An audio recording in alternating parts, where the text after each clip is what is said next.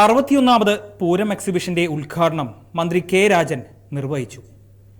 തെരഞ്ഞെടുപ്പ് നടക്കുന്ന സാഹചര്യത്തിൽ വിവാദങ്ങൾ സൃഷ്ടിക്കാതെയുള്ള പൂരത്തിനായി ഒരുമിച്ച് പ്രവർത്തിക്കാമെന്നും നിറത്തിനും ജാതിക്കും അതീതമായി മതനിരപേക്ഷമായി പൂരത്തെ ഏറ്റെടുക്കണമെന്നും മന്ത്രി കെ രാജൻ വ്യക്തമാക്കി. 150-ൽ പരം സ്റ്റാളുകളും 7-ലധികം പവലിയനുകളും എക്സിബിഷനിൽ ഒരുക്കും.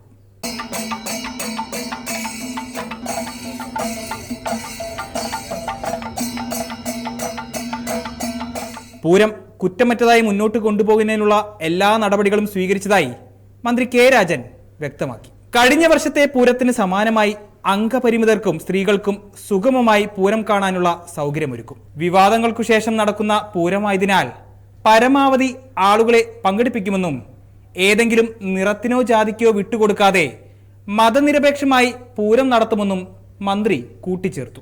തേക്കിൻകാട് മൈതാനിയിൽ നടന്ന ഉദ്ഘാടന ചടങ്ങിൽ ഉന്നത വിദ്യാഭ്യാസ മന്ത്രി R Bindu, T N Prathapan M P, mayor M K Varghese, P Balachandran MLA തുടങ്ങിയവർ പങ്കെടുത്തു.